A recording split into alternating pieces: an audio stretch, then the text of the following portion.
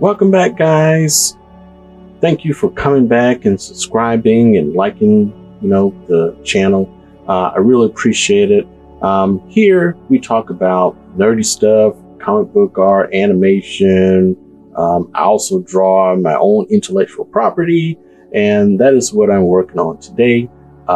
It's the Froggy Show is something that my son came up with for all those who haven't been tuning in. So I pretty much took his illustration, put it in my style, and now I'm making like episode 1 of this first comic strip or whatever. It's long, and I'm going to put it on Instagram once I get all the color and line work and all that stuff done. So, but I'm picking up where I left off, where the kids kind of like come all to school and they're excited. Some are not. Some are kind of like in between, but they all arrive at school.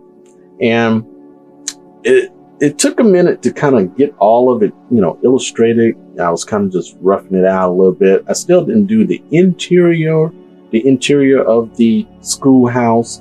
I'm still working on that, coming up with some ideas to make it very organic, very, based in that real world that they live in, the forest. So I'm also working on, the next panels after that, which is going to be them noticing that, Froggy is missing, and he's also, they're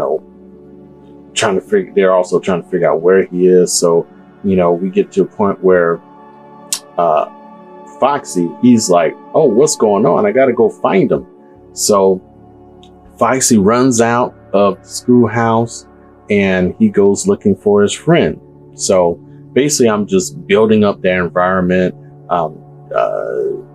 adding like some mountains, general landscape, rocks and pebbles, and just trying to make it look like it belongs in that world, the schoolhouse, making sure, and this is just a preliminary sketch, just a breakdown, just a rough sketch. And then I'll go back in, of course, and do all the line work, the final art or whatever. But please be easy on me. This is just a basic sketch, and then eventually I'll go in, like I said, and do the final. So basically now I'm just working it out in my brain, throwing it down on paper, and I'm doing that for the whole strip. I could go in each panel and do a rough and then do some line work, but I'd rather just see the whole thing as one piece, and then I can choose to change once I kind of look at the whole thing. But I'm going through each panel, knocking out a nice rough where people can follow along in the story, and that's what I'm doing. So here I'm still trying to do a little research, look at some reference material, because the schoolhouse, I still didn't really know what it should look like. So I tend to, come up and look for references and ideas and whatnot, so moving from there, then we get to this, the point where, the son tends to kind of spy or just kind of look in on different activities around, Froggy's world. So I have to remember to kind of go back and add the sun in different areas, so that, the audience knows that, okay, the sun is, kind of keeping an eye on everything and, kind of noticing certain things going on. He doesn't see everything. He doesn't notice everything all at once. You kind of focus on, one thing at a time or whatever, but he can't cover more ground than the other characters being, since he's the sun. So, he's everywhere or, a general area or whatever. He can cover a wide range. But anyway, as I digress, I'm still, I kind of separate the characters in colors and the landscape.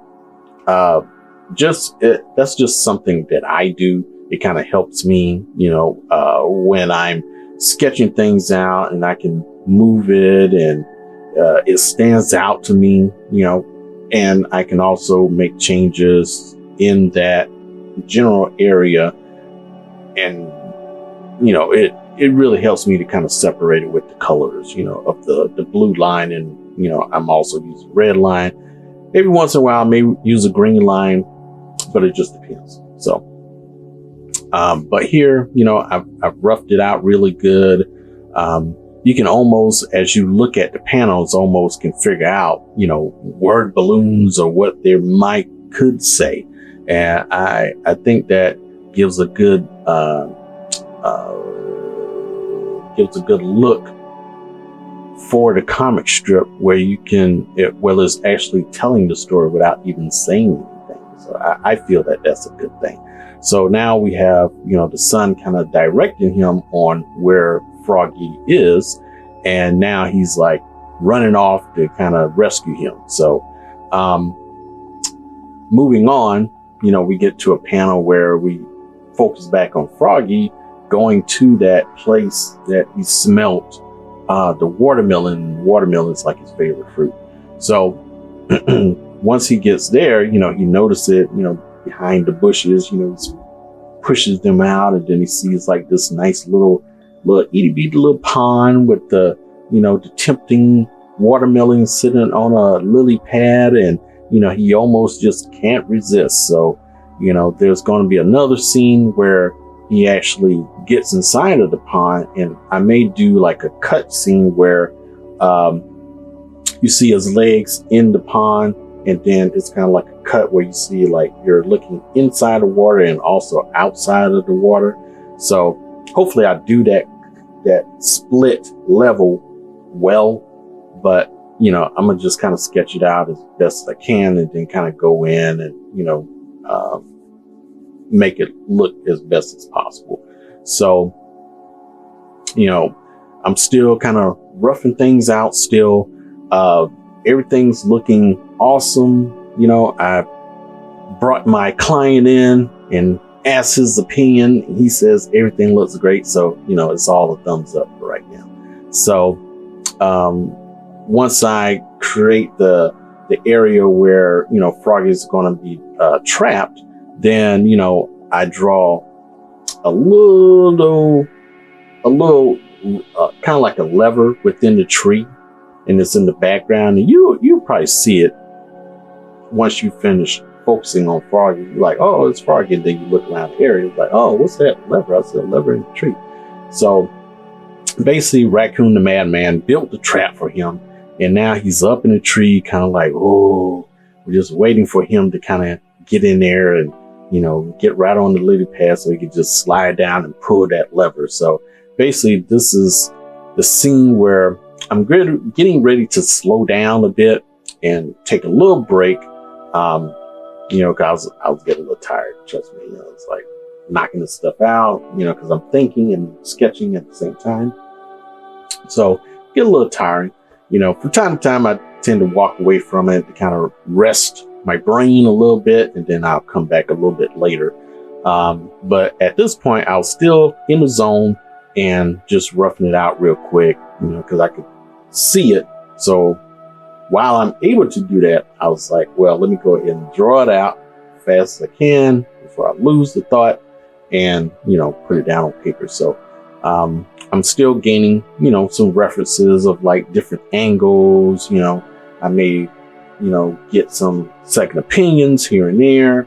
But basically, I just take all that information and then I put it back into the panel. So that's generally what I'm doing, just gathering information,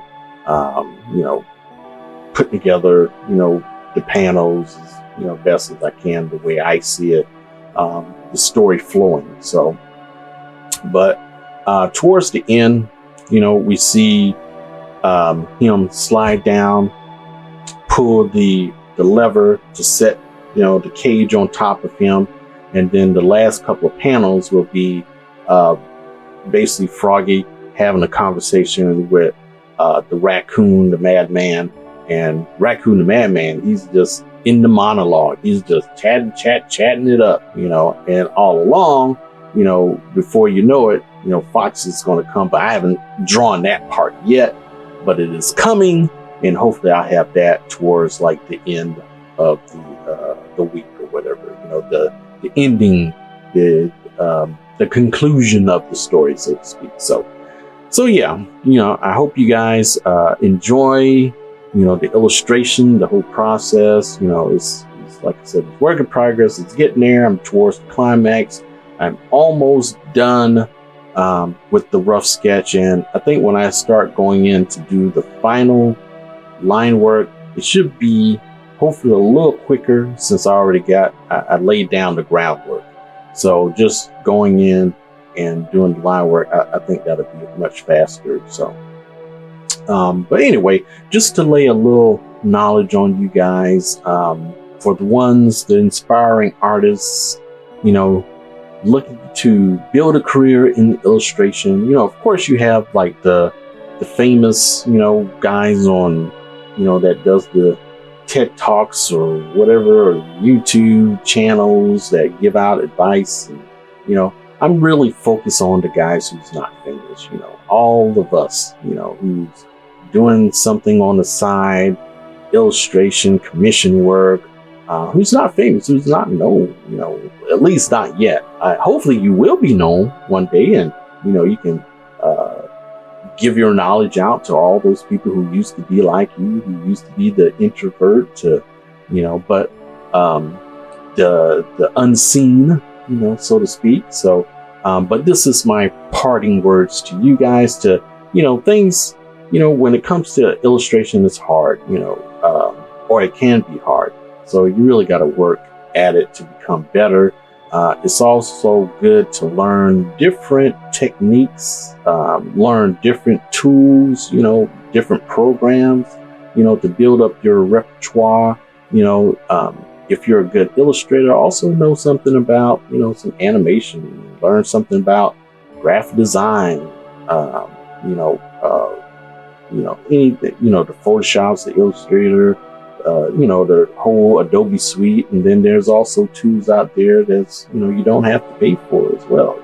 Learn those, learn some of the industry stuff they're using. Like, I think they're using Toon Boom or whatever for animation, doing the cell type work, but yeah, take the time to learn something new and to build on your knowledge, and and that can make you more valuable if you do work for corporate. Because it's one thing.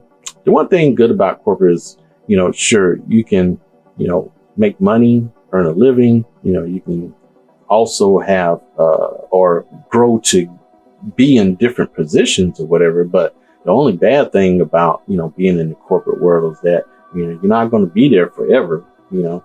So what are you going to do, once they lay you off, or,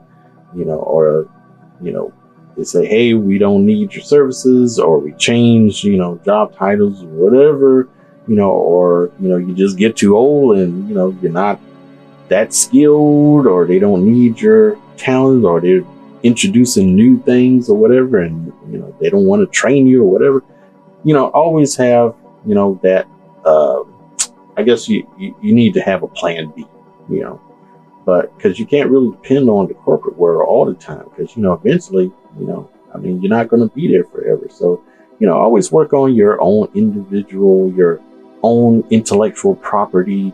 I would say focus on that more, and get that going and work for yourself. It is hard, you do need a steady income, but it just comes down to, just do what you got to do. Sometimes you got to work someplace you don't want to work, and,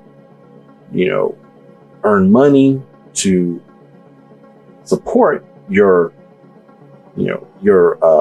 freelance, or your own little business, or whatever that you're trying to develop, or, you definitely need money to do that and support that, get equipment and, computers, pencils, paper, and all that stuff, but while you're building it, working at that job that may let you go or whatever, just also work on simultaneously the thing that you would love to do full time.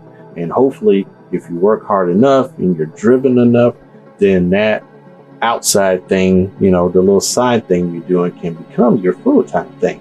And also think about, you know, maybe monetizing that, you know, your intellectual property, you know, you can always work on that, and you'll never get laid off from doing something that you want to do. You know, a company can lay you off just like that, but I mean, you can never lay yourself off, you know, not unless you get tired of it and don't want to do it anymore. But you know, usually your passion, and I'm working on my passion right now, and hopefully I'm wanting, you know, in time, I think over time it should benefit me to where I can, you know, live off of it, you know, one day, you know. So, and I'm just, you know, I've learned all the tools, I'm putting everything in place. So, you know, that's what I want, you know, people out there to do. Just, you know, use your skill, enhance your skill by learning new skills, to support, you know, the thing that you really want to do in life, you know, and that'll end up making you, you know, very happy in the long run. So that's about it. You know, thank you guys for subscribing. I noticed, you know, some of you guys out there are looking at the channel and not really liking or subscribing, man. Hey, it doesn't cost anything, you know, just, you know, hit that like button, hit that subscribe button. I appreciate all the guys and girls that's been subscribing, you know, and liking my videos already. Thank you, thank you, thank you, thank you. I really appreciate it. I thought I probably was just going to get 12 subscribers or something like that, but you know, I guess I'm seeing something somebody likes, so that's great. So hey, just keep following me. I'm coming to the closing in on the sketching part of this, you know, comic strip. You know, hey, you know, just send me a chat, you know, talk to me, ask me a question or whatever. You know, if I don't know, I'll find information about it or find some knowledge about it. But, you know, I'll try to point you in the right direction. But, you know, this is the free space. This is a place where you can feel comfortable to speak your mind about, you know, the troubles and the woes of the corporate life. Because, hey, I've been in there. You know, it's crazy. You know, it's crazy and it's cool. But anyway, this is Frank Brockart. I am BrianFBroxton signing off, and I will catch you guys on the next video. Peace.